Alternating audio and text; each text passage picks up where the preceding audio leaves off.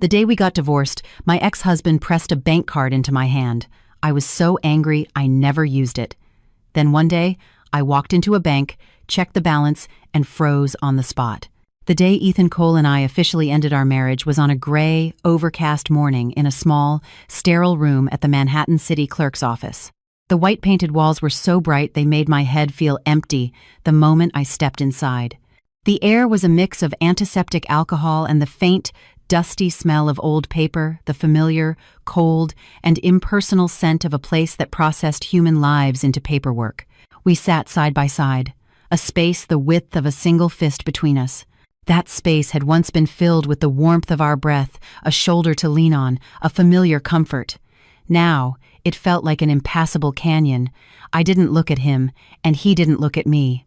We sat with our backs straight, like two strangers who just happened to be next in the same line. The entire process was unbelievably fast. There were no arguments, no lingering regrets, not a single unnecessary word. We were like business partners whose contract had expired, here to sign the final termination documents. When the clerk slid 2 copies of the final divorce decree, stamped and signed, across the counter, my heart dropped.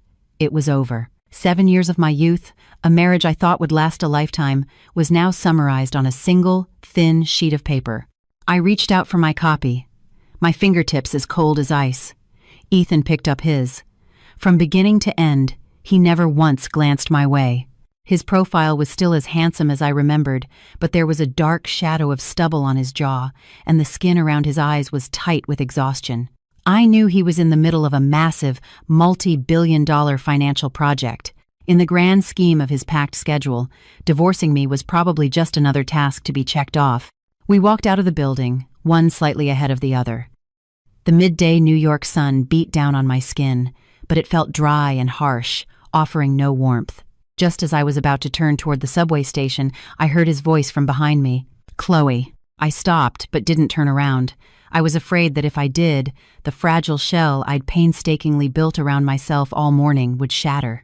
His footsteps grew closer, and then a hand appeared in front of me. On his palm rested a silver bank card. "What is this?" I finally turned, my gaze cold. "You've been through a lot," he said, his voice as calm and steady as if he were discussing the weather. "There's some money in here. A settlement, you could call it. The pin is your birthday. Take care of yourself." The word settlement felt like a rusted needle piercing the softest part of my heart. A settlement for what? For the nights I waited up for him in our small rented apartment in our early years? For the time I had a raging fever and had to take a cab to an urgent care clinic alone to get an IV drip? Or for the love that had eroded away under the weight of his endless work and client dinners? A wave of humiliation washed over me, my face burning. In that moment, I didn't feel like the woman who had shared his bed for 7 years. I felt like a woman being paid off to end a relationship. "I don't need it," the words escaped through my clenched teeth, my voice so cold it felt foreign even to me. "Take it," he insisted, pushing the card closer. "You'll need money to find a new place, to buy things. Don't be stubborn." His words might have sounded like concern, but to my ears, they dripped with pity. As if without him, I'd be destitute in this expensive city. I stared at him, then let out a sharp, humorless laugh. "You think I can't survive in New York without you, Ethan? Don't worry. I won't starve to death, and even if I did, I wouldn't touch a single cent of your money." With that, I snatched the card from his hand. It was less like accepting it and more like ripping it away. Then I turned and walked away, almost running. I could feel his gaze on my back, but I never once looked back. The apartment I found was a small studio in Astoria, Queens. The smell of new paint and cheap, factory-made furniture still stung my nose. It was just one room with a tiny kitchenette alcove. Compared to our spacious, high-floor apartment in Manhattan, with its sweeping views of the East River, it was like night and day. I stood in the middle of the empty living space, clutching the bank card. Its sharp corners dug painfully into my palm. What is this? Severance pay? Is this cold piece of plastic all I get for 7 years of my life? The more I thought about it, the angrier and more miserable I became. I stormed into the bedroom area, yanked open the bottom drawer of the dresser, and threw the card into the dark recesses with all my might, as if I were discarding a piece of trash that disgusted me. I, Chloe Davis, swore to myself that I would never, ever touch the money on that card. "I'll show you," I vowed silently, slamming the drawer shut. I won't just survive without you. I will thrive. The card and my failed marriage were buried in darkness, left to be covered by the dust of time.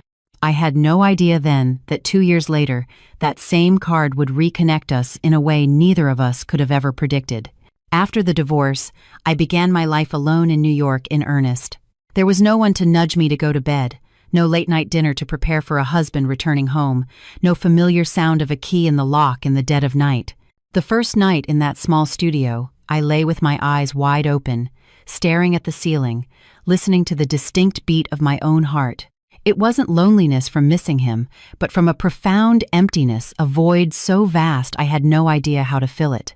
The next morning, I woke up early. I refused to let myself be weak.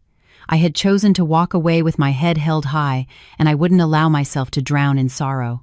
I threw myself into my work like a wind-up machine. At the office, I processed paperwork for days on end, pushed projects forward, and attended back-to-back meetings. When I got home at night, I cleaned, did laundry, learned to cook simple meals, and opened my laptop for online courses to advance my professional skills. I didn't give myself a single minute to think about Ethan.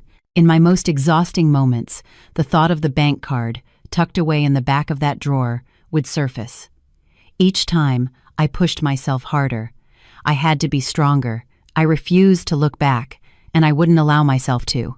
In that first month, I had to learn how to change a light bulb, unclog a drain, and haul a 40-pound case of bottled water up 3 flights of stairs.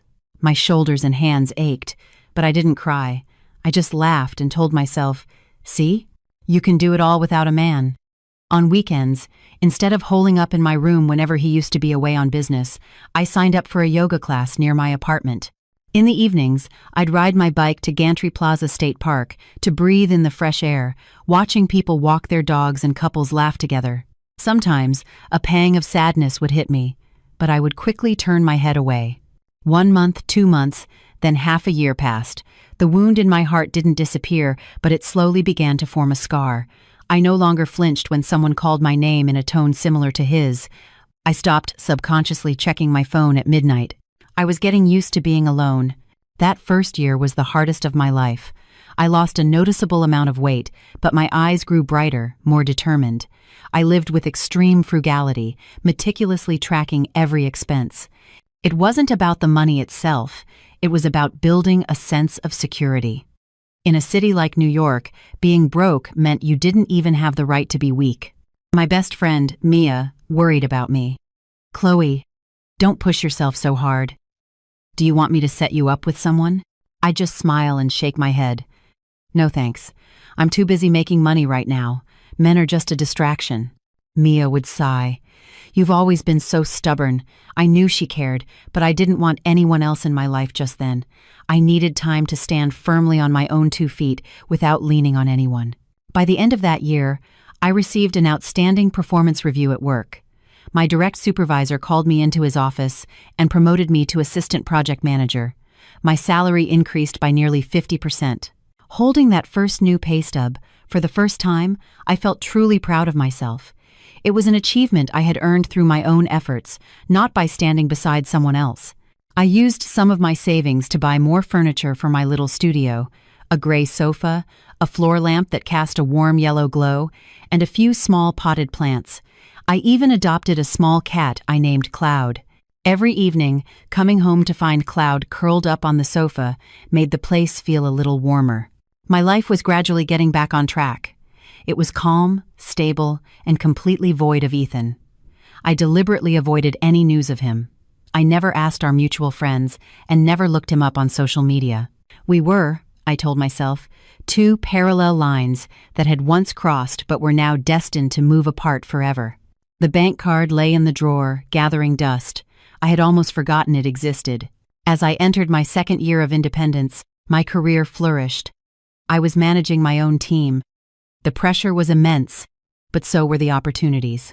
I was so busy that most nights I'd come home and collapse into bed. On the rare quiet evening, I'd hold Cloud and watch an old movie, or pour myself a glass of cheap wine and savor the peace. I thought this was how my life would be from now on. I didn't need love, I just needed to be strong enough. Then, one rainy afternoon during a meeting, my phone started buzzing incessantly. It was my father. My heart sank. He almost never called me during work hours. "Hello? Dad?" "Chloe." On the other end, his voice was trembling. "It's your mother." She collapsed. "We're in the emergency room at Mount Sinai." A roar filled my ears. I couldn't hear anything he said after that. All I knew was that I shot up from my chair, excused myself, and ran out into the pouring rain. In that moment, I realized that no matter how strong I pretended to be, there were some things I could never handle alone. I burst out of the office building into the gray afternoon. It was the height of the summer rainy season in New York, and the sky had darkened in an instant, unleashing a downpour that seemed intent on swallowing everything. I stood on the curb, frantically trying to hail a cab. My blouse was soaked through, sticking to my skin, and my hair was a mess, but I didn't care how I looked. There was only one thought in my mind: get to the hospital. Now. Inside the taxi, my hands were shaking so badly I could barely hold my phone. I called my dad back, my voice cracking. "Dad, how is she? What are the doctors saying?" "They're running tests now," he said, his voice choked with emotion. "Just get here, honey. She's still unconscious." My chest felt like it was being squeezed by an iron fist. I stared out the window as familiar streets blurred past in the rain. This massive city had suddenly become a strange and terrifying place. I thought I was strong enough to handle anything, but I was learning that some fears render you completely powerless. Mount Sinai was chaotic. Patients and their families milled about, a confusing mixture of crying, hushed calls, and the frantic squeak of shoes on wet linoleum. I rushed down the hallway, my heart pounding. Then I saw him, my father, hunched over on a plastic chair outside the ER. "Dad," I called out, my voice barely a whisper. He looked up. In just a few hours, it seemed like more gray had appeared in his hair. He stood and gripped my hand tightly. "You're here." She said her head hurt terribly, and then she fell. His voice broke. "The doctor thinks it might be a brain hemorrhage." The words hit me with physical force. I stumbled back, needing to brace myself against the wall to stay upright. "A brain hemorrhage?" My father, his eyes red, nodded.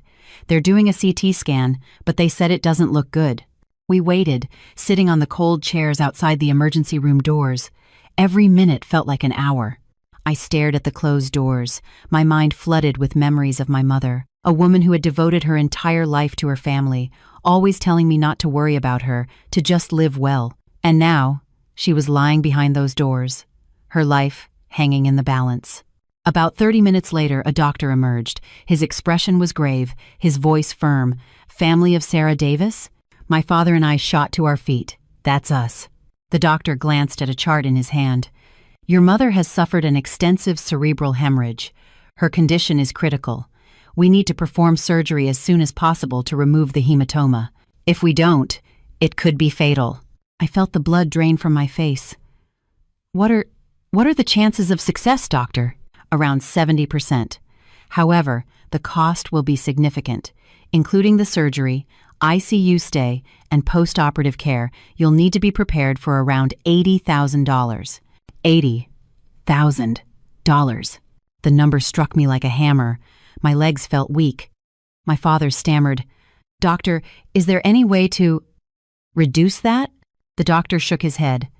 "That's a conservative estimate. We don't have much time, so you'll need to make a decision quickly." With that, he turned and left.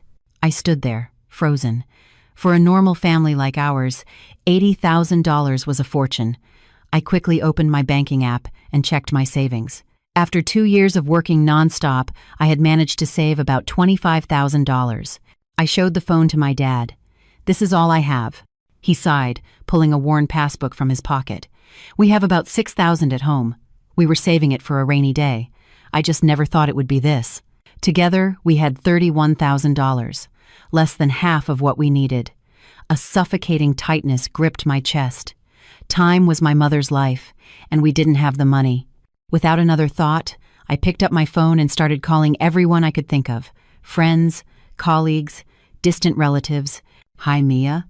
It's me. I'm in a terrible situation. I need to borrow some money.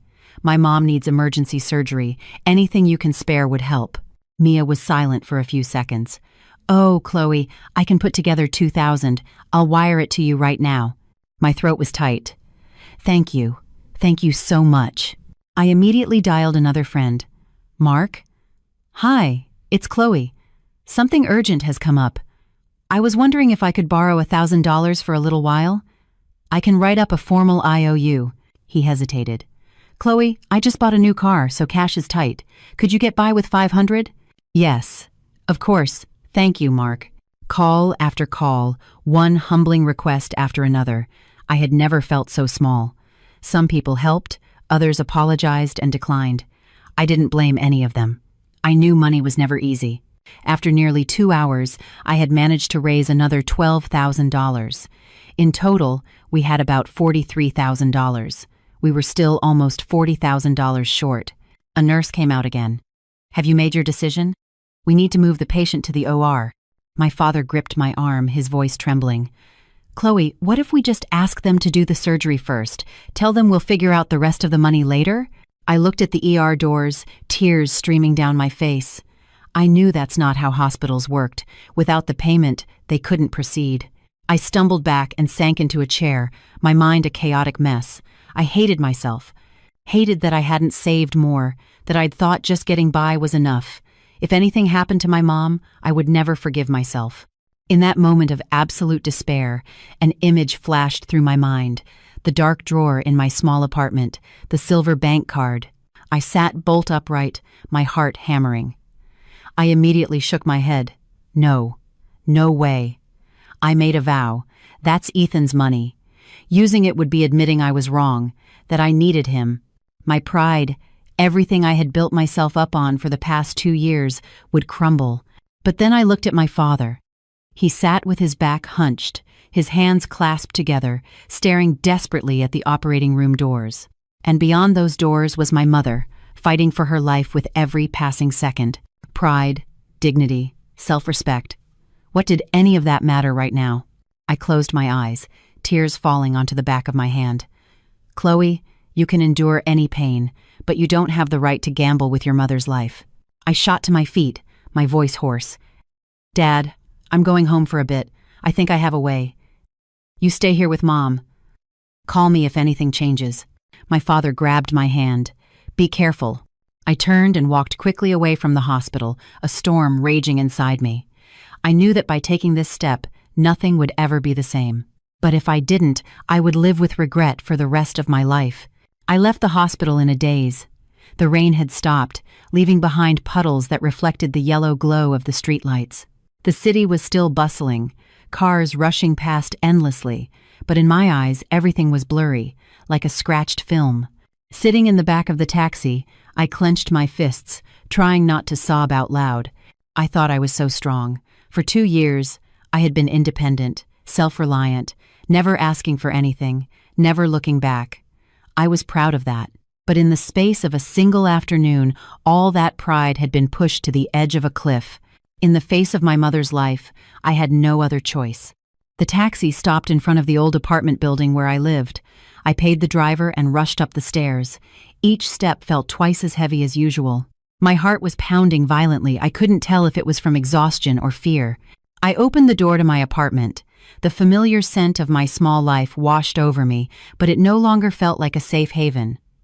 The room was quiet. Cloud, who had been curled up on the sofa, lifted her head and let out a small meow. I didn't stop to pet her like I usually did. I walked straight to the bedroom area and stood before the dresser. The bottom drawer, the one I hadn't opened in 2 years. I bent down and placed my hand on the handle. With one pull, everything would change. I stood there for a long time, so long that my hand began to tremble. In my mind, my own voice from that day echoed with cruel clarity. I, Chloe Davis, will never, ever touch the money on that card. The vow came back to slap me in the face. I laughed, a bitter, hollow sound. It seems no matter how strong a person is, you can't be stronger than fate. I yanked the drawer open. The bank card was lying there quietly in a dark corner, covered in a thin layer of dust. For 2 years it had sat there, unmoving, as if waiting for this very moment. I picked it up. A cold sensation spread from my fingertips to my heart. It was no longer a symbol of humiliation. Right now, it was a lifeline. I sank onto the bed and covered my face with my hands. Tears streamed through my fingers, soaking my palms. I didn't know if I was crying for my mom, for myself, or for Ethan. Maybe it was for all of it. "You're not losing, Chloe," I told myself, each word a nail hammered into my resolve. "You're not admitting defeat. You're borrowing, and you will pay it back, double, triple, whatever it takes.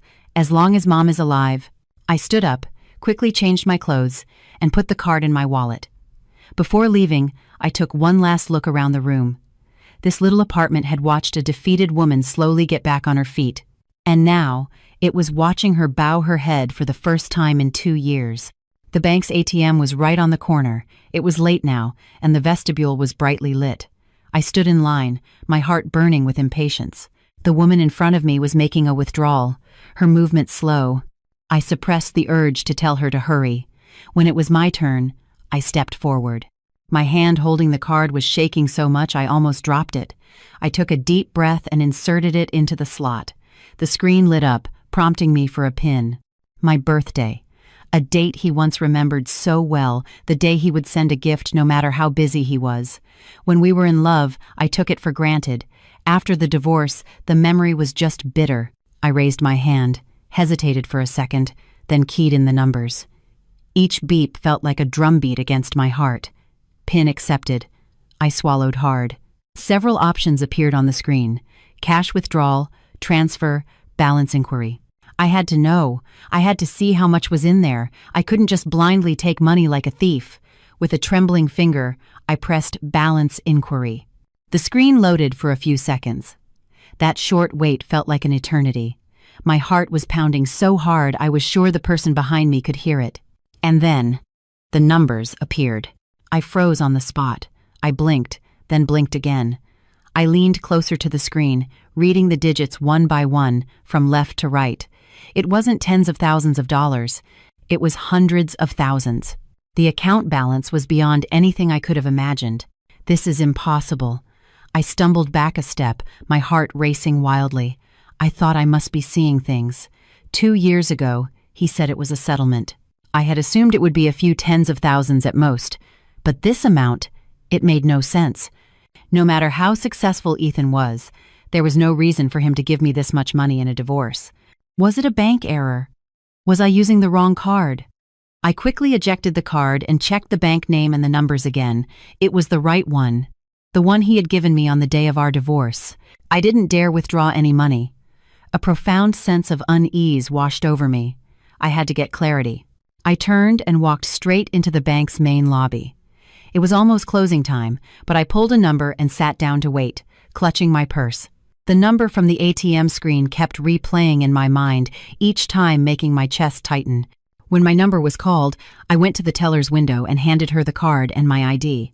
"I'd like to confirm the balance on this card, and I need a printout of the full transaction history for the past 2 years. The young woman looked at me, a little surprised. 2 years? That's a long time. Are you sure?" "Yes, I'm sure." She nodded and started typing on her computer. The rhythmic clatter of the keyboard only made me more nervous.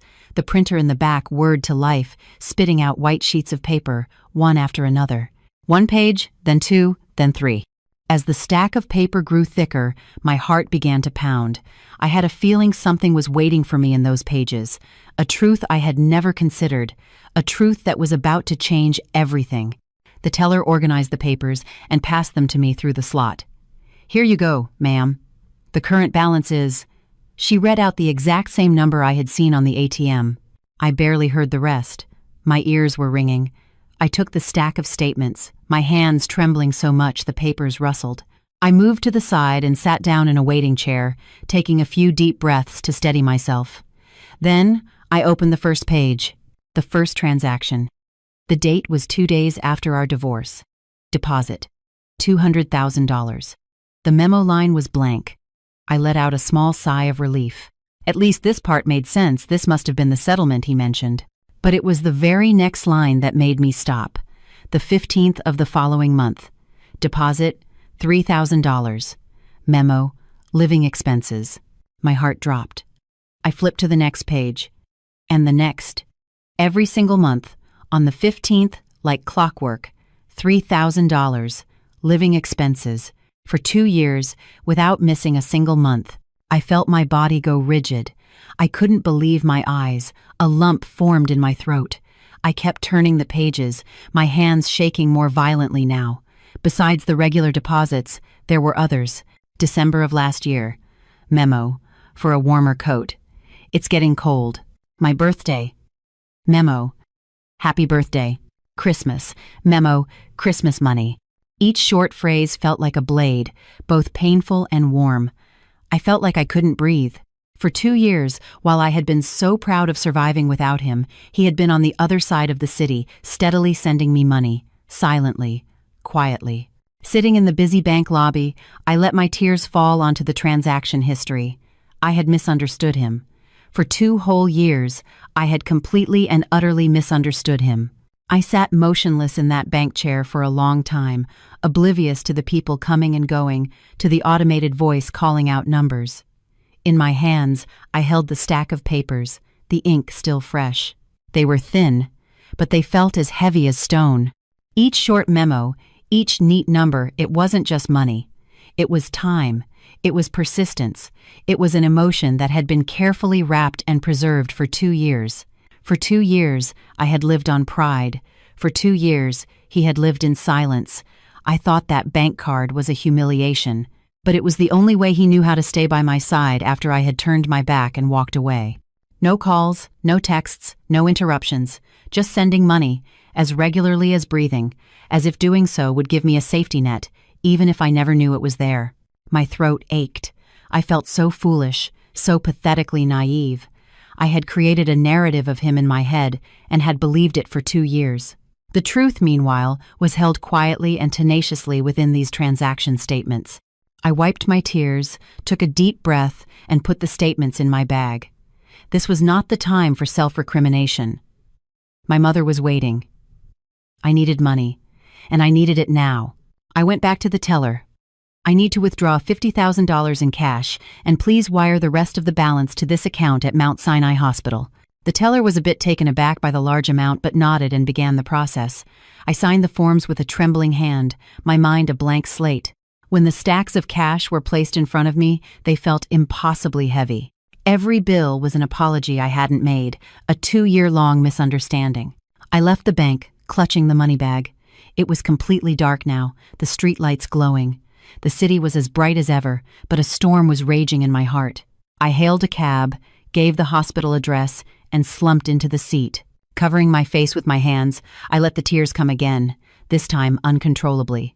For my mother, for him, and for myself. My phone rang in my hand. It was my father. "Chloe, the doctors are getting antsy. Are you on your way back?"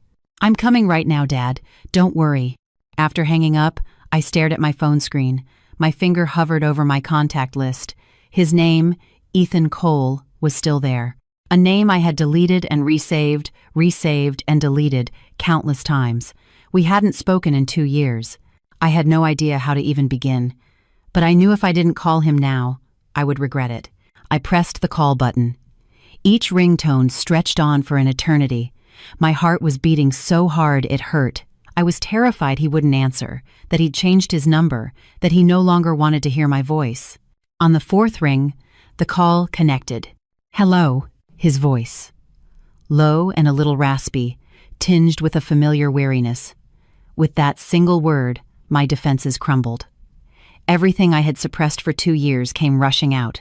It's me." There was a silence on the other end for a few seconds. "Chloe?" He said my name softly, as if he couldn't believe it was me. Tears streamed down my face. "I just went to the bank," I managed to say. I saw the transaction history. The air on the other end grew heavy. I could hear him take a deep, slow breath. "So you know. Why didn't you tell me?" My voice was broken, no longer an accusation, just pain. "Why would you do that? Do you have any idea what I thought for 2 years?" He was silent for a long time, so long I could hear the frantic drumming of my own heart in my ears. "I'm sorry," he finally said, 3 simple words, hoarse but heavy. "I didn't know how to tell you. I was afraid you'd refuse. I was afraid you'd get hurt. I just thought, if I sent the money every month, you'd have something to fall back on if you ever needed it. I never imagined it would be like this. I broke down, sobbing. I misunderstood you for 2 years. I thought it was an insult. I'm such an idiot. It's not your fault. His voice dropped lower. It's mine. I was always used to solving everything with money. It wasn't until I lost you that I realized some things can't be bought. I clutched the phone, breathing hard. My mom, she has a brain hemorrhage. She's waiting for surgery. I used the money from the card. On the other end, he didn't hesitate for a second. Where are you? On my way to the hospital. Send me your location. I'll be right there. You don't have to. Chloe, he cut me off, his voice firm. Don't shut me out. Not now. I just want to help. I bit my lip. Finally, I nodded. Even though he couldn't see me, I sent it. The call ended. I leaned my head against the car window, watching the streetlights streak by. My mind was a mess. I was scared, hopeful, and guilty all at once. I had no idea what would happen after tonight, but I knew that, at least for this moment, I was no longer alone. When I got to the hospital, I practically ran to the billing office and paid. The clerk confirmed the payment and nodded. All set. We'll move the patient to the OR immediately. I let out a breath I didn't realize I'd been holding, my legs nearly giving out. My father looked at me, his eyes red. You got the money? Yes. Mom can have the surgery. He didn't ask any more questions. Some things didn't need explaining right now. My mother was wheeled into surgery. As the doors swung shut, they separated us from the world of life and death. I sank into a chair, clasped my hands, and prayed. It had been a long time since I'd felt so small. About 30 minutes later, Ethan appeared at the end of the hall. He was wearing a white dress shirt with his tie loosened, as if he'd just rushed out of a meeting. His eyes scanned the hallway and locked onto me. He walked over, his steps quick. How is she? He asked quietly. She's in surgery. He nodded, said nothing more, and sat down beside me. The distance between us was close enough now that I could feel the warmth radiating from him. No one spoke, but this silence wasn't cold like the one on the day of our divorce. I stared at the operating room doors, tears silently rolling down my cheeks. In this moment of life and death, I understood. Some people, even after they leave, never truly disappear from your life. The hallway outside the operating room was stark white, the fluorescent lights reflecting off the cold tile floor. The smell of disinfectant was sharp, making my throat dry. I sat with my back ramrod straight, my hands clasped together so tightly they were numb. My eyes were fixed on the OR doors, as if staring long enough would make them open sooner. Ethan sat beside me. His shoulder brushed lightly against mine, and I could feel the steady, slightly heavy rhythm of his breathing. My father paced the hallway a few times before stopping at the window at the far end, looking out at the drizzling New York night. He didn't say a word, but I saw his shoulders tremble slightly. I wanted to get up and hug him, but my legs felt glued to the chair. Time crawled by at an agonizing pace. Each second was long and heavy, like a stone being placed on my chest. I tried to take deep breaths, but my mind kept drifting to old memories, to all the things he and I had missed during our 7 years of marriage. Ethan was the first to speak, his voice low, as if afraid to break the fragile silence. Chloe, have you eaten anything? I shook my head. No, I can't. He nodded and didn't press. A little while later, he got up and walked away. I thought he was going to make a phone call, but he returned about 10 minutes later with 2 cups of warm coffee from a vending machine. Drink some of this, he said, placing one in front of me. It's going to be a long night. I looked at the thin layer of foam on the surface of the coffee, then looked up at him. Thank you. The 2 words were simple, but they felt incredibly heavy coming out of my mouth. It was the first time I had thanked him in 2 years. He paused for a moment, then gave a very faint smile. It's nothing. We fell into silence again. But this time, it wasn't awkward. It was a quiet space, one where we both needed to confront our own thoughts. How have you been? I asked suddenly, my voice hoarse. For the past 2 years. He stared straight ahead, his gaze distant. The same as always. Work, meetings, late nights. The only difference was that the apartment was emptier. I clutched my coffee cup. Did you ever regret it? Regret what? Divorcing me. He turned to look at me. The look in his eyes made my chest ache. There was no blame in them, only weariness and sincerity. I regret that I didn't know how to hold on to you. Not because of the divorce, but because of everything I did wrong before it. I lowered my head. His words felt like they were touching an old wound. It didn't tear it open, but it throbbed with a dull ache. I was wrong too. I never told you what I needed. I just expected you to know. He sighed. I was always slow to understand. I only figured it out after I lost you, and by then, it was too late. I had nothing more to say. There were too many unspoken things between us, too many misunderstandings piled up over the years. But tonight, in front of this operating room door, all of it felt trivial. My father came back and sat in the chair across from us. He looked at Ethan for a moment, then spoke. "Thank you, son. If it wasn't for you." He trailed off, his voice thick with emotion. Ethan stood up and bowed his head respectfully. "Don't mention it, sir. It's what I should do." Watching them, my heart settled a little. In the past, he was always so busy, rarely attending family gatherings. I used to resent him for being so detached. But now, here he was, not making a scene, not being dramatic, just quietly holding his ground. Around 3 a.m., the OR doors were still shut. I was so tired my head was spinning, but I didn't dare fall asleep. Every time my eyelids started to droop, I'd jerk awake, terrified I'd miss something important. Ethan placed a hand on my shoulder. "Lean on me for a bit." I hesitated for a few seconds, then nodded. I shifted and rested my head lightly on his shoulder. It was as firm as I remembered, and the familiar scent of his cologne made my heart skip a beat. I didn't cry. I just closed my eyes, allowing myself a moment of weakness. I don't know how much time passed. Suddenly, I heard urgent footsteps. I shot up. The surgeon came out of the OR, pulling off his mask. We all stood up immediately. "The surgery was a success, for now," he said. "She's pulled through the worst of it, but she'll need to be under close observation for the next 48 hours. A massive weight lifted from my chest. My legs gave out, and I nearly collapsed. Ethan quickly steadied me. I gripped his arm, tears of relief pouring down my face. "Thank you, doctor. Thank you so much." My father clasped his hands together, his voice shaking. "Thank you, doctor. It's a miracle." My mother was moved to the recovery room. I saw her through the glass window.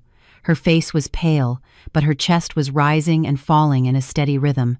I brought a hand to my mouth and sobbed. Ethan stood behind me, his hand resting silently on my shoulder. As dawn approached, the rain stopped. The first rays of sunlight filtered through the hallway window, weak but strangely warm. I sat in the chair, a wave of exhaustion washing over me. Now that the immediate crisis was over, all the suppressed emotions began to surface. Ethan sat down beside me. "Go home and get some rest. Your dad and I will stay here." I shook my head. "I want to stay." He didn't insist, just nodded.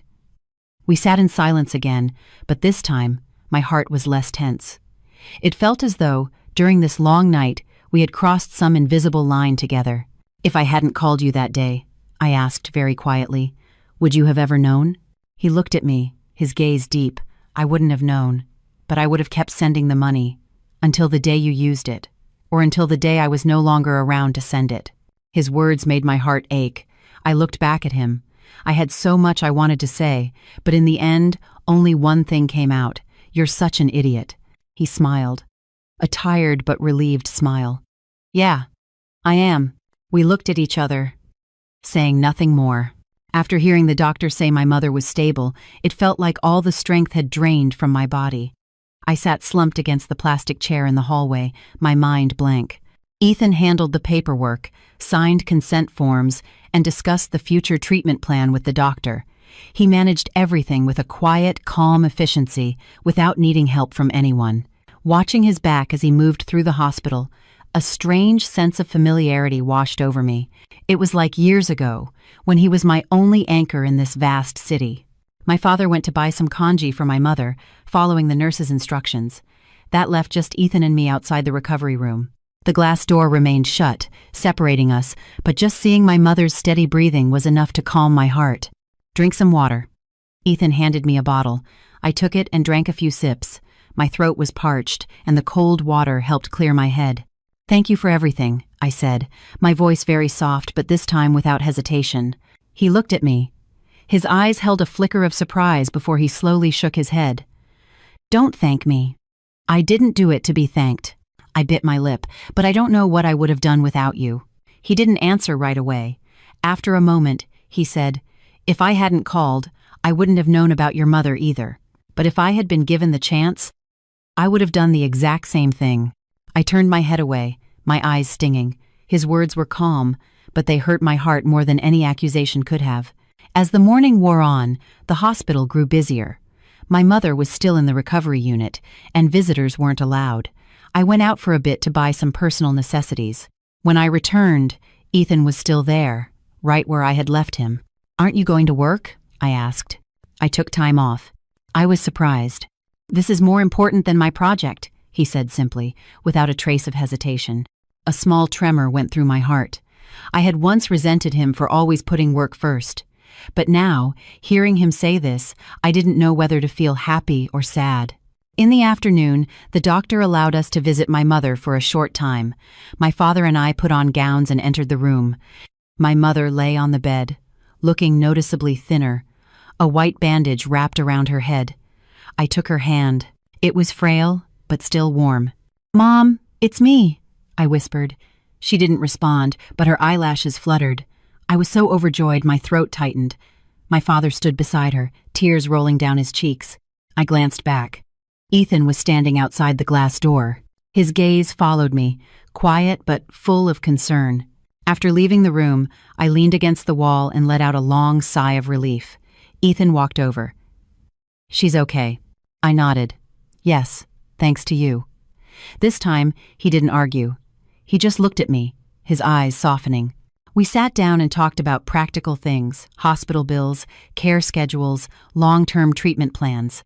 When Ethan said he would cover any shortfall, I immediately objected. "No, I'll pay you back. All of it." He looked at me, neither angry nor amused. "Chloe, this isn't the time to argue about that, but I don't want to be indebted to you forever." He was silent for a few seconds. "Then let's call it a loan. You can pay me back when you're ready. I won't rush you." I looked at him, and finally, I nodded. It was probably the only compromise I could accept. That afternoon, my father went home to rest for a while. I stayed at the hospital, and Ethan brought me a container of food. I ate a few bites and put it down. I was exhausted, but I didn't want to leave. "Get some sleep," he said. "I'm scared something will happen." "I'm here." I looked at him for a long moment before finally closing my eyes. I don't know how long I slept, but when I woke up, it was already night. A jacket was draped over me. Ethan was sitting beside me, looking at his phone. "You're awake," he said. "Yeah." I pulled the jacket closer, feeling a familiar warmth. It had been so long. "Chloe," he said my name, his voice serious. "I know this might not be the right time to talk about this, but I don't want to be silent anymore." I looked at him, my heart beating faster. I've done a lot of thinking over the past 2 years, about my mistakes. If I could do it all over again, I wouldn't have chosen silence. I wouldn't have used money as a substitute for care. He paused, just letting me listen. "I can't say if I deserve another chance, but I want to make one thing clear. I never saw you as a burden or someone who needed compensation. I just didn't know how to love you properly." A lump formed in my throat. I was wrong too. I never gave you a chance to explain. I chose to leave and handle everything myself. We looked at each other. There was no more blame, no more pride, just two people who had been through pain, trying to mend old cracks. The nurse's voice came over the intercom, announcing the end of visiting hours. We stood up. Ethan looked at me. "Go home and rest. You have work tomorrow." I took a few days off. He nodded. "Then let me take you home." I hesitated, then nodded. On the way to the parking garage, we walked side by side. We didn't hold hands, but the distance between us felt much smaller. In the car, I looked out the window. The city at night was still loud, the lights brilliant. I suddenly realized that some relationships I thought were over were really just on pause.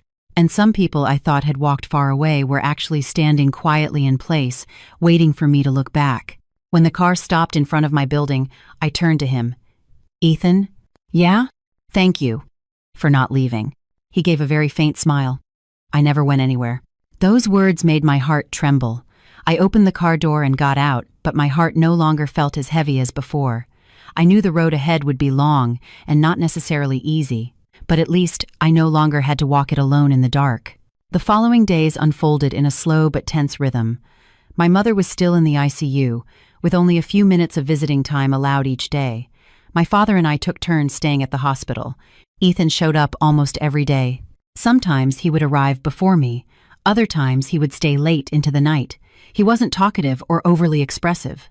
He just quietly did what needed to be done, as if it were his natural responsibility. In the mornings, he would bring my father breakfast and check on the hospital bills. At lunch, he would bring me food, even though I always said I wasn't hungry. In the evenings, when I was at my most exhausted, he would sit beside me, offering a silent shoulder for me to lean on. No questions, no verbal comfort. It was that perfectly timed silence that put me at ease. One afternoon, when my mother was a bit more lucid, the doctor allowed us to visit for longer. I held her hand and told her little stories about my cat, about how my job was going well. She looked at me, her eyes still tired, but a faint smile touched her lips. Ethan stood quietly in the background. When I glanced over and our eyes met, he quickly looked away, as if afraid I'd see something too clearly. After leaving the room, I asked him, "What were you doing? Just standing there?" He answered with startling honesty, "I wanted to see if you were okay."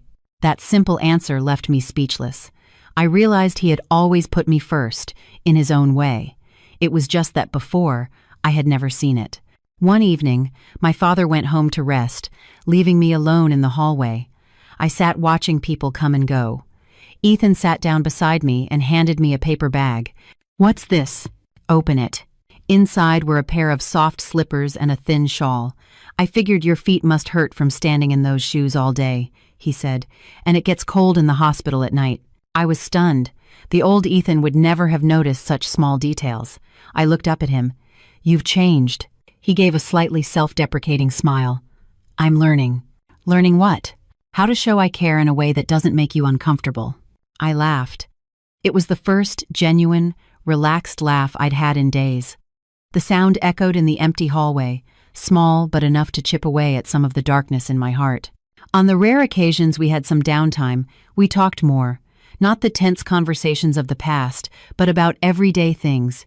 He talked about work, about the pressure of managing a huge project. I talked about my early days of living alone, about learning to fix things, about my cat, Cloud. "You're stronger than I ever thought," he said in a low voice. "It's not that I'm strong. I just didn't have another choice." He nodded. "I know, but I wish I had been there with you then, instead of leaving you to face it alone." I no longer blamed him. Whatever resentment I had held had been worn away by time and circumstance. All that was left was a sense of regret and a tiny hope that things could be different from now on. A week later, my mother was moved to a regular ward. Her condition gradually stabilized. The doctor said she would need a long recovery period, but she was out of danger. I let out a huge sigh of relief. It felt like waking up from a long nightmare. That afternoon, Ethan took my father home. It was just the two of us at the hospital. I stood on a small balcony, taking in the air. The city lights were beginning to flicker on, reflecting off the dim night sky. He came to stand beside me. "Everything's going to be okay." "Yeah," I replied, my voice much lighter than before. "Chloe," he said my name slowly. "I can't make any grand promises. I just want to ask one thing." I turned to look at him. "When all of this settles down, could you give me a chance to be by your side? Not as your ex-husband, but as someone who wants to get to know you all over again, from the beginning." My heart began to pound. I had wondered if this moment would come, but now that it was here, I was flustered. I didn't answer right away. I needed to be honest with myself. "I don't know if I'm ready to start over." He nodded, without a hint of disappointment. "I understand. I won't rush you. I just needed to know I wasn't being rejected from the start." I looked at him for a long time. In his eyes, there was no longer the confident arrogance of a successful man, but a rare patience and sincerity. I suddenly realized that the man standing in front of me was very different from the man he was 2 years ago. "I need time," I said. He smiled. "I have time." We stood side by side in silence. A gentle breeze blew past, carrying the familiar scent of antiseptic. Strangely, I felt a sense of peace. No more fear, No more tension. Just a faint warmth that made me no longer want to push him away. That night, when I got home and opened the door, Cloud ran up to me, meowing insistently. I bent down and picked her up, stroking her soft fur. The little apartment was the same, but the feeling of loneliness was no longer as heavy. I lay in bed, staring at the ceiling, thinking about everything that had happened.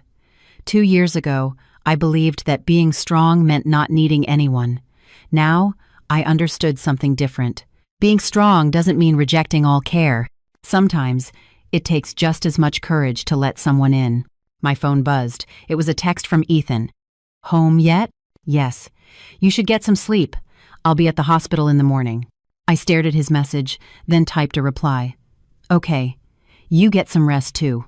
I put the phone down, a faint smile on my lips. I didn't know what the future held or if we could ever truly be together again.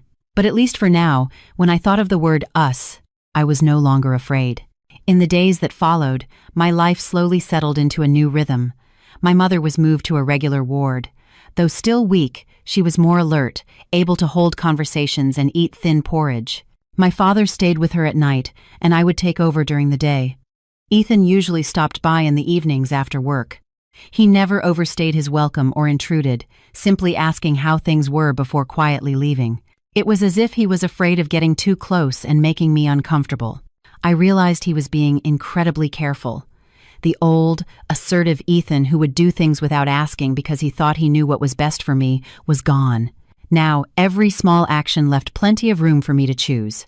One afternoon, while I was peeling an apple for my mother, he came in. He put a fruit basket on the table, nodded to my father, and then turned to me. "How's your mom today?" I nodded. "The doctor said if she keeps improving, she can start physical therapy in a few days." "That's great news." He smiled in relief. My mother looked at him, her eyes gentle. "You must be Ethan." "Yes, ma'am." "Hello." He bowed slightly, respectfully. "It's been a while. Thank you for helping our family through this difficult time." Ethan shook his head. "It's what I should do." Watching the scene, my heart softened. Some things I thought belonged to the past could still stir emotions when they reappeared. Later that afternoon, my father went out to run some errands, leaving just Ethan and me in the room. The air was quiet, punctuated only by the rhythmic beep of the heart monitor. Ethan stood by the window, looking out. "Chloe, can we talk for a minute?" I put down the paring knife and nodded. He turned and stood in front of me, his expression serious. "I told you I wouldn't rush you," he began, "but I don't want to be silent anymore. I'm afraid if I keep waiting, I'll lose you all over again." I looked at him, my heart beating slowly but very clearly.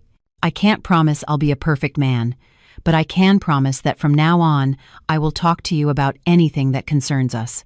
I'll be clear. I won't assume, I won't force, and I won't use work or money as a substitute for care." He paused, taking a deep breath. "I want a chance to get to know you again, properly. If you say no, that's okay. I'll accept it, but I don't want to regret not saying this later." The hospital room was quiet. I could hear my own heartbeat. For the past 2 years, I had gotten used to standing on my own, protecting myself, walling myself off. Now, in the face of his candor, those walls were shaking. "I can't promise you anything," I said slowly. "I need time. I don't want to go back to you out of emotion or because of what happened. I need to be sure we won't repeat the same mistakes." He nodded. "I understand. I don't need a promise. Just a chance to get a little closer." I didn't answer right away, but I didn't refuse either. And for Ethan, that was enough. That evening, he drove me home. On the way, we talked about small things, how my mother's physical therapy should be handled, how I needed to sort things out at work, about my cat, Cloud. "When did you get a cat?" "Right after I started living alone. It helped with the loneliness." He nodded. "Can I come see her sometime?" I laughed. "She's pretty picky. Doesn't like just anyone." He laughed with me. "Then I'll have to work for it." Those simple conversations made my heart feel lighter. There were no more grand pronouncements or distant promises, just ordinary, small plans.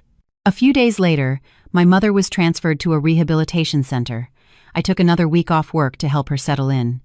Ethan still visited regularly, but he always asked first, "Is it a good time for me to come by?" If I said I was tired, he would just say, "Okay, get some rest," and wouldn't show up. It was a level of respect he had never shown before. One evening, I got a text from him. "If you have time this weekend, I'd like to take you out for a meal. Not a date, just dinner." I stared at the screen for a long time. The words "just dinner" were so simple that I smiled. "I'll see," he replied instantly. "Okay, let me know when you're ready." I put my phone down and leaned back in my chair. I realized he was doing one thing right that he had never done before. He was giving me a choice. Not forcing me, not waiting in silence, just standing there, clear and patient. His presence was becoming a part of my life again, but it wasn't invasive. I still worked, took care of my mother, and had my time with Cloud in my little apartment. All that was added was an occasional text, a short phone call, and a presence that was just right. That night, I sat by my mother's bed, listening to her tell old stories. She took my hand, her voice weak but warm. "Chloe, don't be afraid to lean on others. Having someone willing to stand by you doesn't mean you're weak." I looked at my mom, my eyes welling up. "I know, Mom." Leaving her room, I stood in the hallway and looked at the night sky. I didn't know what the future held, but I knew that, at least for now, I wasn't running away anymore. I was standing still, facing my feelings, and giving myself a chance. That weekend, I accepted his offer. It wasn't because of some grand decision, nor was it out of pity or a fleeting emotion. I just wanted to see what it would feel like to let my guard down after 2 years. I sent Ethan a short text. "Tonight is good." He replied almost immediately. "I'll pick you up at 6. Inside my apartment, everything was the same, but my mood was different. I chose a simple dress, nothing too fancy. I didn't want to make this dinner a date, nor did I want it to feel like we were going back in time. I just wanted to be myself, in the present. Ethan arrived on time. He was waiting downstairs, wearing a light blue shirt and holding a small bouquet of flowers. When he saw me, he paused for a moment, then handed them to me. "I didn't know what you liked, so I picked the simplest ones." I looked at the bouquet of white daisies and smiled. "Thank you." We got in the car. He asked me what I wanted to eat. I thought for a moment, something like a home-cooked meal. He glanced at me, a little surprised. "Who's home?" "There's a small, family-run Italian place near here. I don't want to go anywhere fancy." He nodded immediately. "Okay, whatever you want." The little restaurant was tucked away on a quiet side street. The smell of garlic bread and marinara sauce filled the air. We sat in a corner booth. No one brought up the past, not the divorce, not the money. We talked about the food, the weather, about completely ordinary things. "You're eating more than you used to," he said, his voice gentle. "Yeah. There's no one nagging me about my figure anymore," I said, half joking, half serious. He laughed. "I really was clueless back then, wasn't I?" I didn't answer, just picked up another piece of bread. That admission, with no excuses or justifications, made me feel more at ease than any long apology could have. Halfway through the meal, he put down his fork and looked at me. "Chloe, there's something I want to say. I'm not trying to convince you or ask for forgiveness." I looked up. "Go on." He took a deep breath. "If we do move forward from here, I want to set some ground rules. For us." I was a little surprised, but I nodded. "First, no more silence. We talk about things, even if they're hard to hear. Second, we're clear about money. I don't want to repeat the mistake of using it as a substitute for care. If I'm helping, I'll say I'm helping. Whether it's a loan or a gift, you'll have the right to choose. Third, we respect each other's space. I won't push you if you don't want something." He paused, looking at me very seriously. "And finally, if you ever feel this isn't right, you have the right to stop, anytime. I won't hold you back out of obligation or because of the past." I was quiet for a moment. The rules sounded simple, but they were the very things we had missed in our marriage. "What about you?" he asked. "I have a rule too," I said. He looked at me.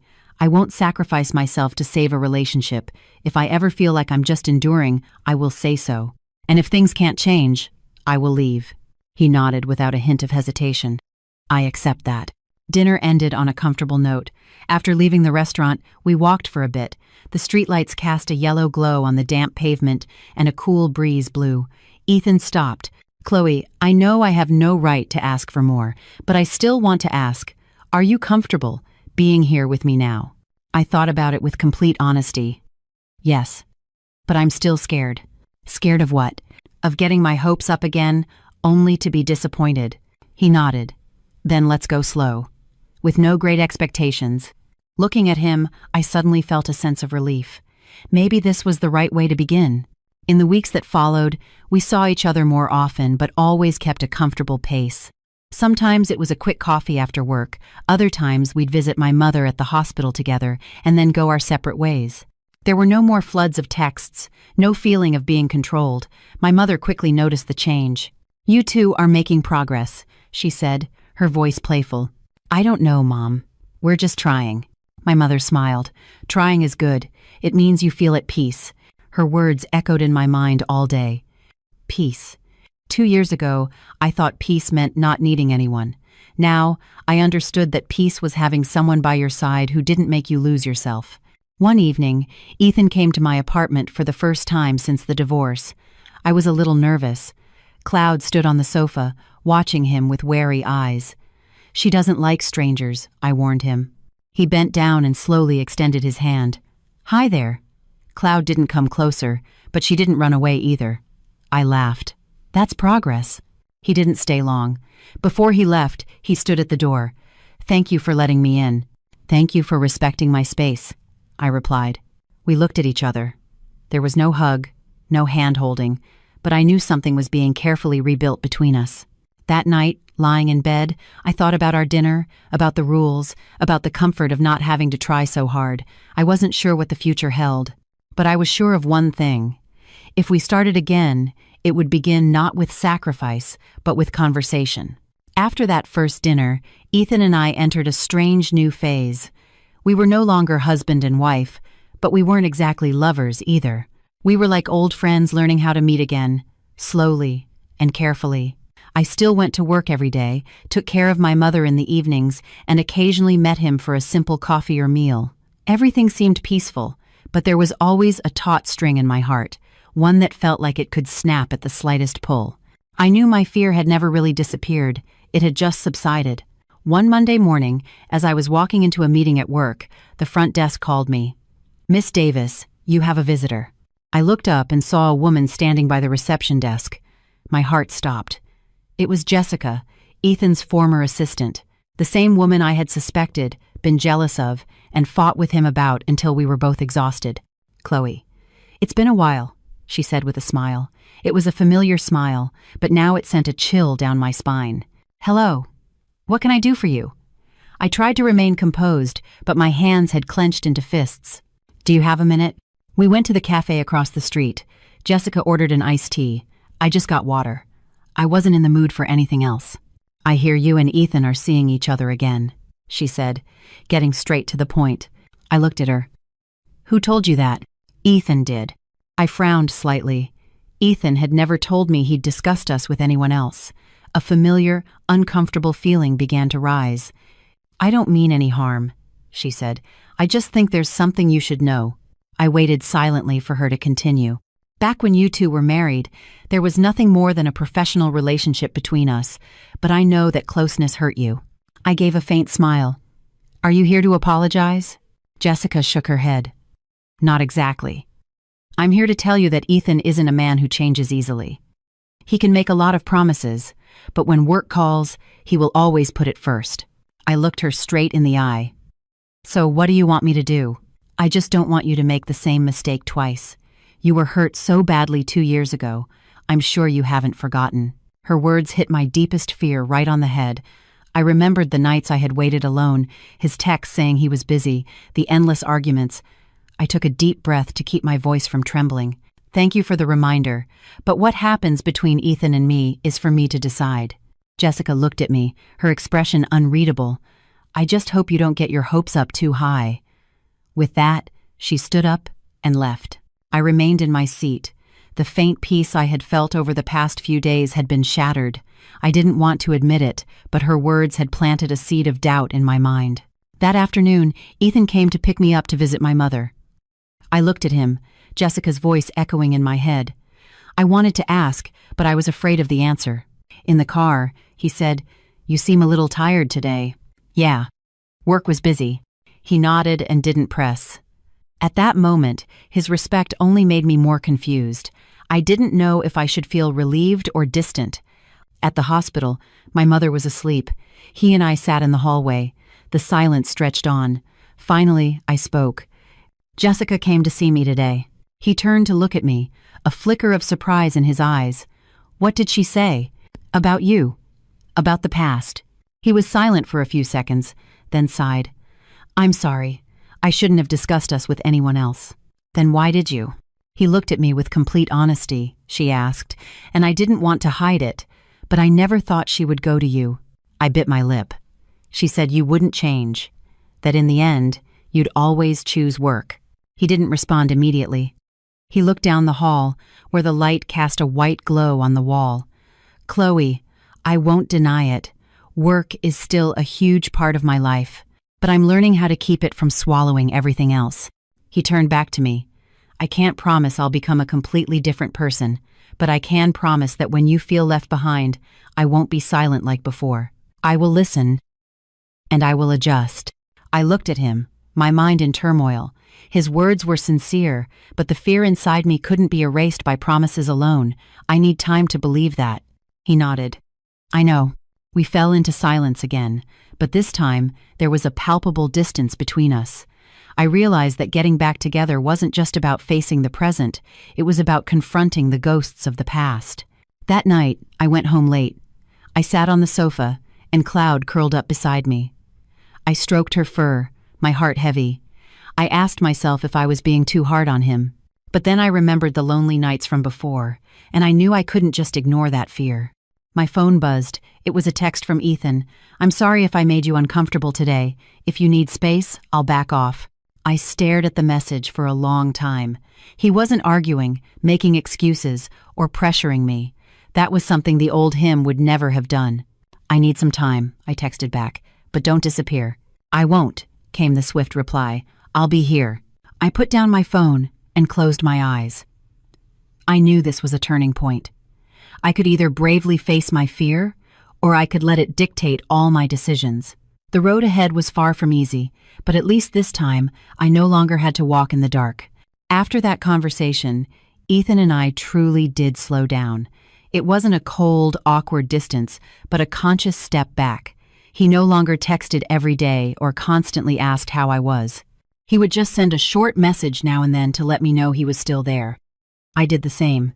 I needed time to sort out my own feelings, to distinguish what was a fear from the past and what was a genuine emotion in the present. My mother started her physical therapy. Every day, I would take her to the rehab room. It pained me to watch her struggle with each step.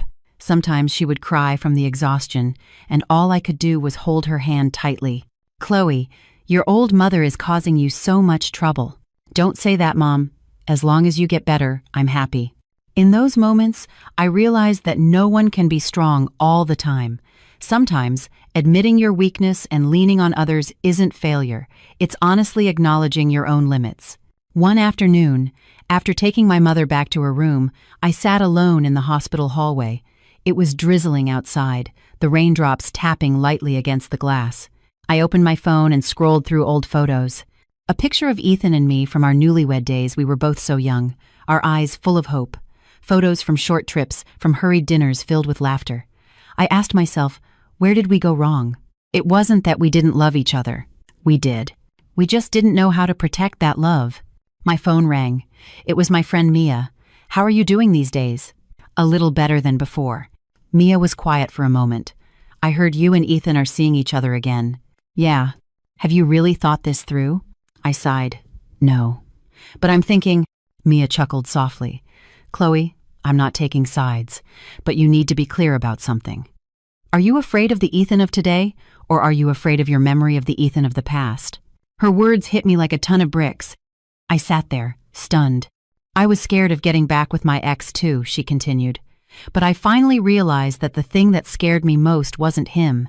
It was the feeling that I had once lost myself. I hung up the phone and sat there for a long time, Mia's words replaying in my head.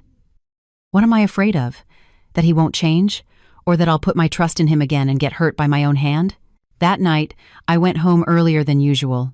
I cleaned my small apartment, wiping down every corner of the cupboards, every shelf of the bookcase, as if tidying the space would clarify my mind.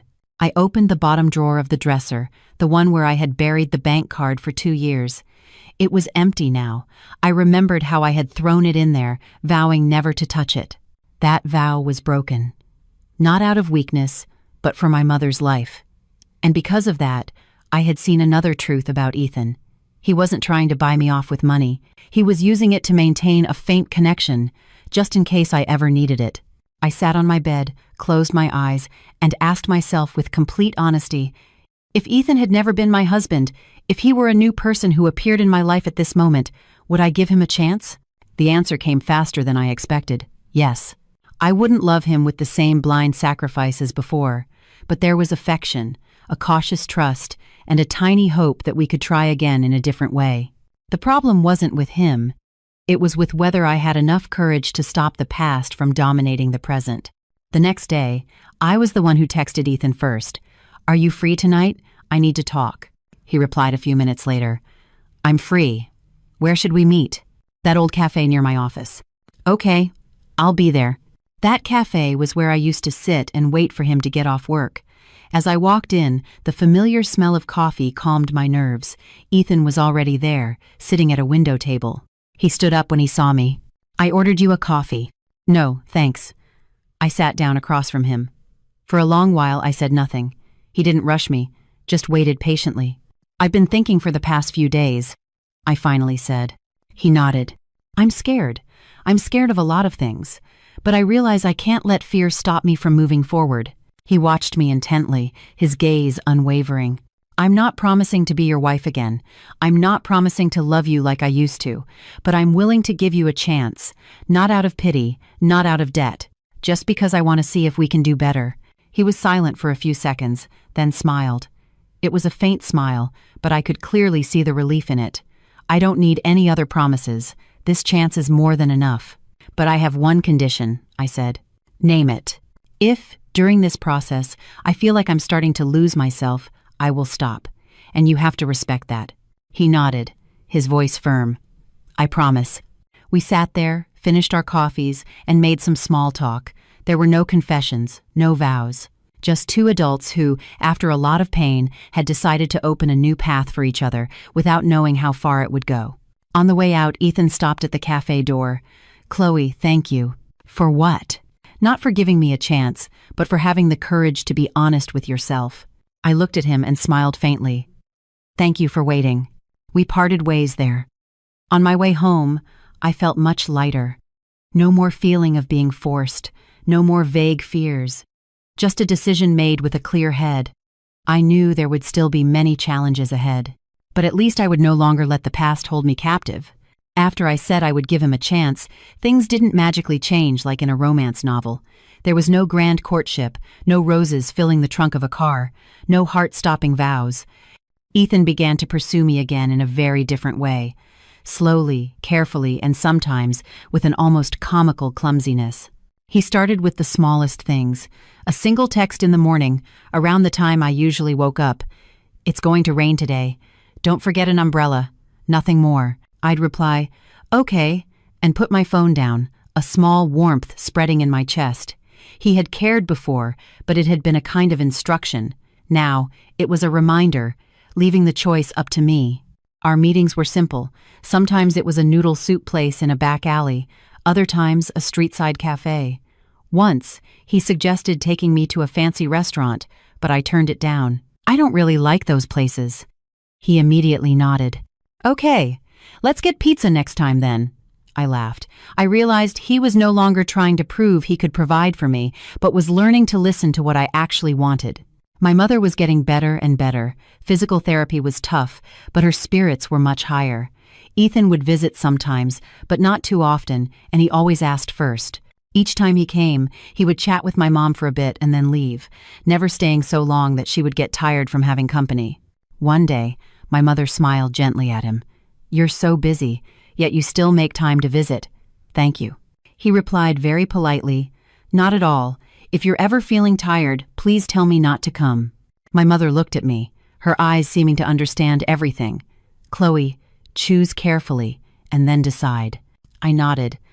I was choosing with a clear head, not with blindness.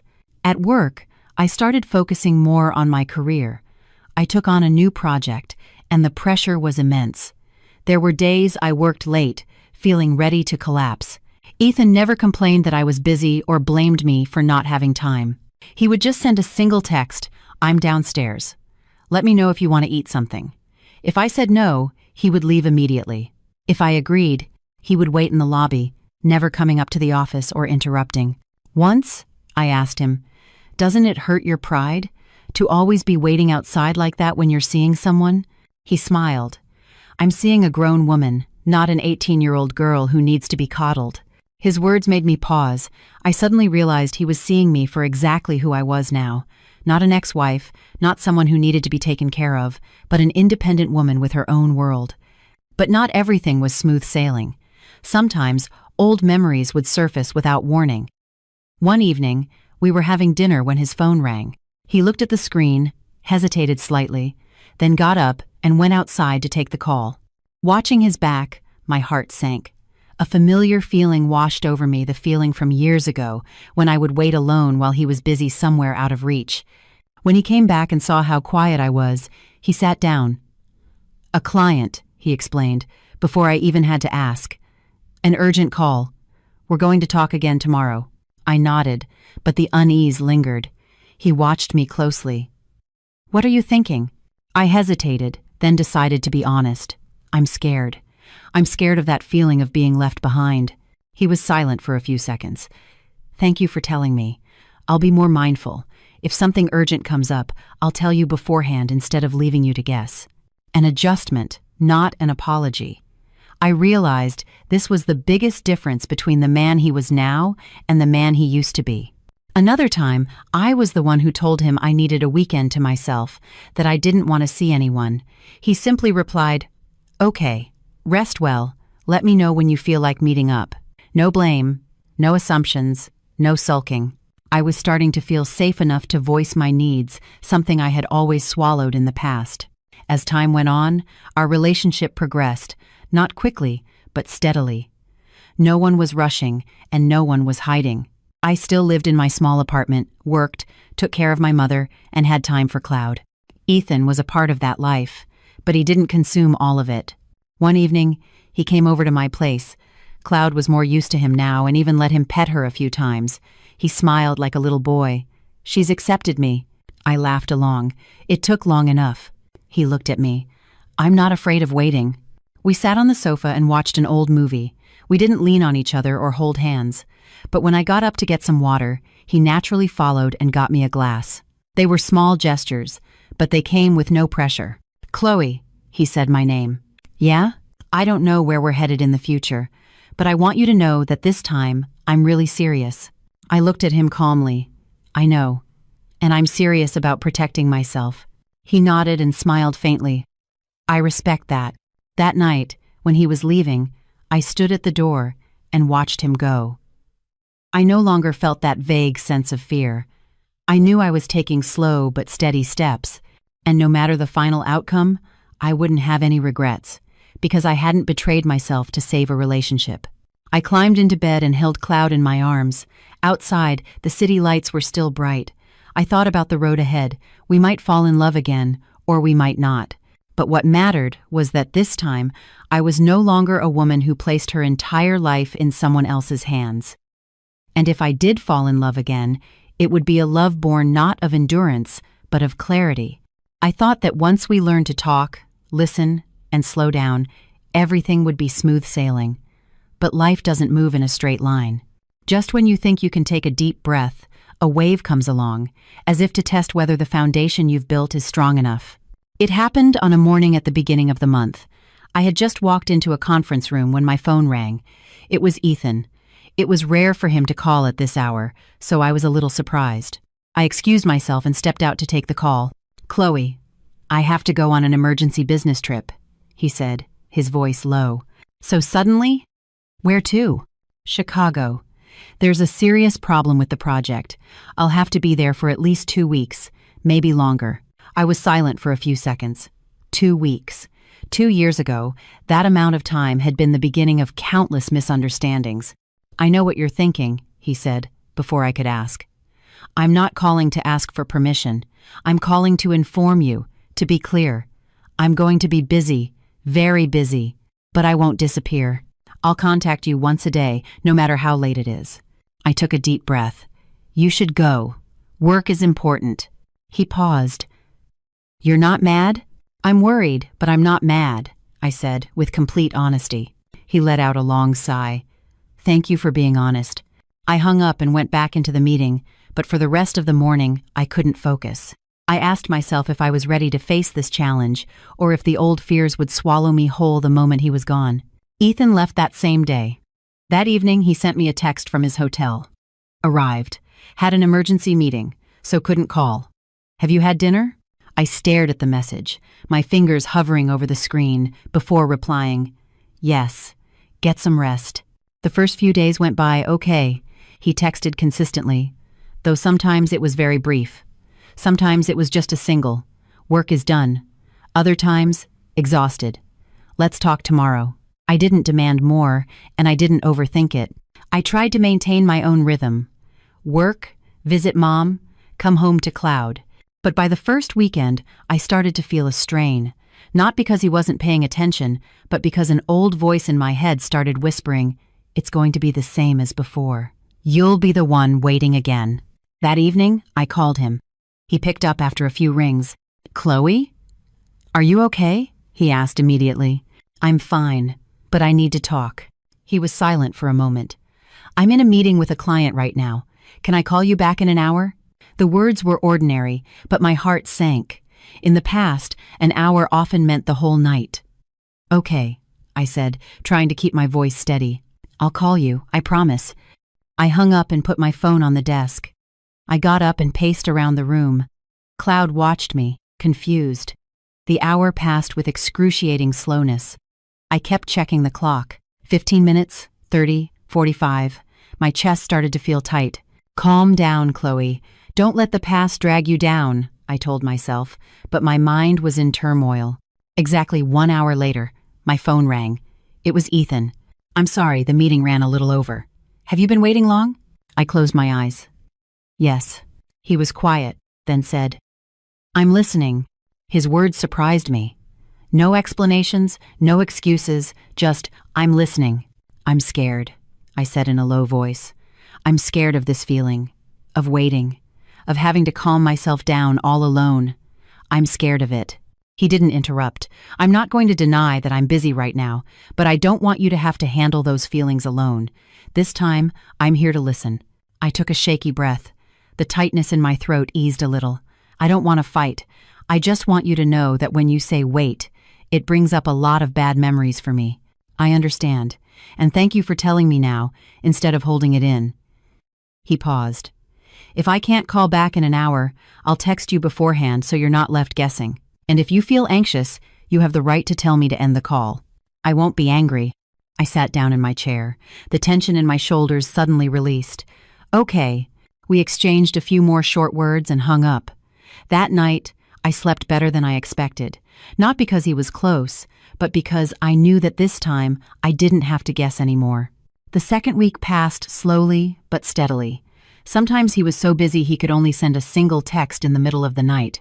Other times, he had more time, and we'd talk for 10 minutes. I stopped counting the hours or checking the clock. Instead of letting my fear lead me, I started to trust my feelings. On the day he was due back, I didn't go to the airport to meet him. Not because I was angry, but because I was at the hospital with my mother. He texted me, "I've landed. You stay with your mom. I'll come by tonight." That evening, he came to my apartment. Cloud ran out, but she was no longer as wary as before. He sat down on the sofa and let out a long sigh. "Tired?" I asked. "Tired, but okay." He looked at me. "Thank you for the past 2 weeks." "For what?" "For not running away. For talking." I looked at him, my heart softening. "Thank you for not making me guess." We sat there, not saying much. But in that silence, I felt one thing very clearly. We had just passed a major test. Not with promises, but with how we both reacted when fear showed up. Ethan stood up to leave. Before he went, he turned back. "Chloe, I don't know how many more waves will come in the future, but I know one thing. This time, when the wave hits, I won't let go of your hand and I won't let you drown with me." I nodded. "And if I feel like I'm drowning, I won't endure it in silence, I'll tell you." He smiled. "That's all I need." That night, lying in bed, I looked at the ceiling. I realized that mature love isn't the absence of fear. It's that when fear appears, both people choose to face it instead of running away. And maybe, just maybe, after all our wandering, he and I were getting very close to a place called peace. The long summer passed slowly. My mother recovered bit by bit from sitting up on her own, to holding a spoon to eat porridge, to taking her first trembling steps in the rehabilitation room. Every time she winced in pain but then looked at me and forced a smile, I understood more deeply that life has no straight paths, only people who are persistent enough not to give up halfway. Ethan continued to be a regular but non-intrusive presence in my life. He would come with me to the hospital on quiet afternoons. Sometimes he would chat with my mother for a bit and leave. Other times, he would stay longer, helping my father with the wheelchair or listening to my mother's old stories. Watching these scenes, my heart no longer ached as it used to. Instead, I felt a strange sense of familiarity mixed with newness. One afternoon, when my mother was well enough to sit outside in the hallway for some fresh air, she took my hand and said slowly, "Chloe, I can see that you two are not like you used to be." I smiled faintly. "Yes, we're learning again." My mother nodded. "Learning again is a good thing, but remember one thing. Don't hold on because you're afraid to lose, and don't run away because you're afraid to get hurt. What's important is to live honestly with your own heart." I squeezed her hand. Her words were simple, but they felt like the final punctuation mark on all the anxieties I had felt over the past months. That evening, Ethan drove me home.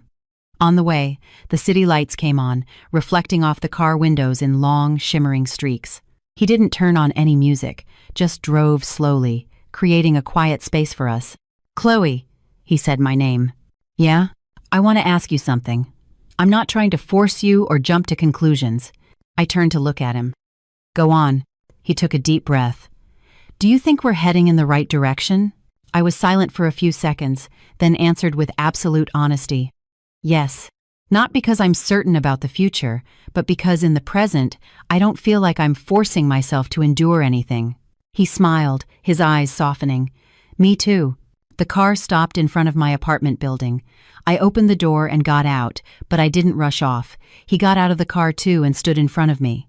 There was no hurried physical contact, just two people standing close enough to feel each other's warmth. "Ethan," I said his name. "Yeah? I'm not promising to be your wife again, but I am willing to move forward with you as a partner, starting from the beginning.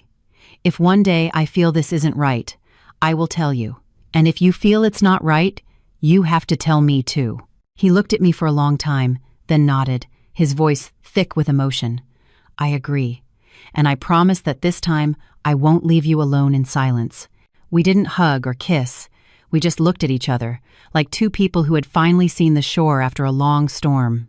In the months that followed, my life gradually returned to a normal rhythm. My mother was discharged and rested at home. I returned to work with a more grounded heart. Ethan was still busy, but he had learned to manage his time.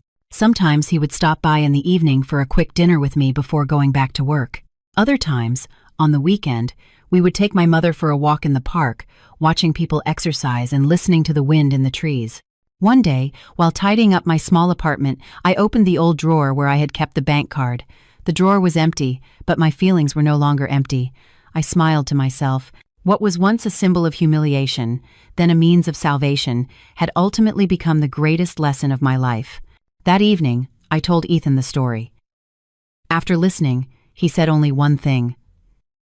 "Thank you for not letting that misunderstanding turn into resentment." I looked at him.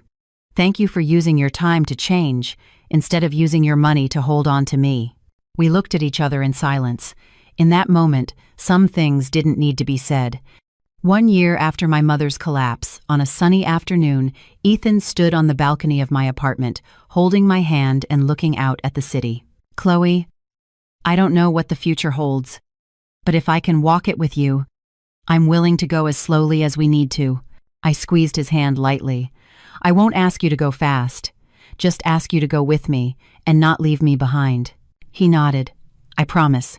In that moment, I realized that happiness isn't about going back to the past or erasing old scars. It's when two people are mature enough to look at the cracks, not hiding or denying them, and slowly but firmly rebuild together. I used to think that bowing my head for help was defeat, but in the end, I learned that true defeat is ignoring the truth, refusing to communicate, and refusing to give yourself another chance. The story of Chloe and Ethan isn't a perfect fairy tale ending, but it's a real one, true to its emotions, true to its mistakes, and true to its growth. If you've been listening this far, perhaps you too have been lost between pride and love, in silence and misunderstanding. I hope this story reminds you of one thing: love doesn't die because of distance, it dies because of silence. And sometimes, giving each other another chance isn't weakness, it's courage.